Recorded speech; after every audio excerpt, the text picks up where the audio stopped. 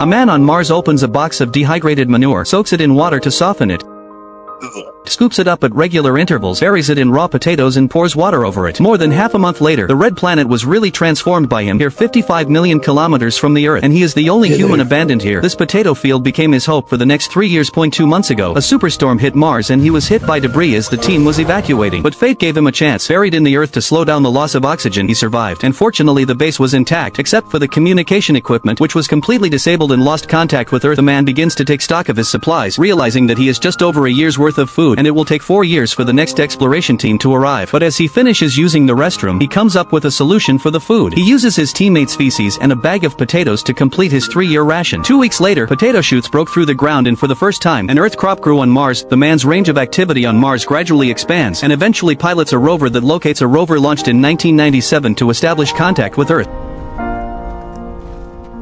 Yes! Yes!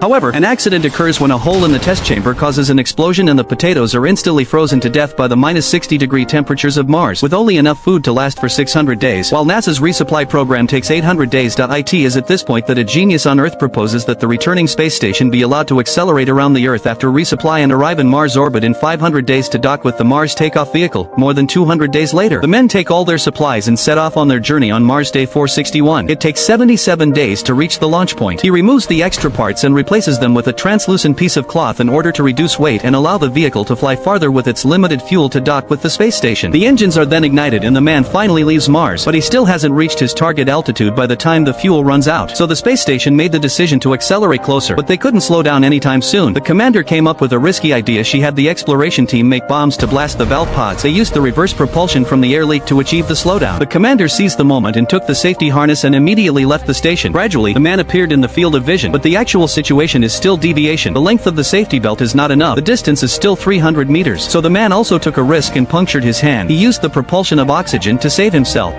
We got him. Lobby is secure.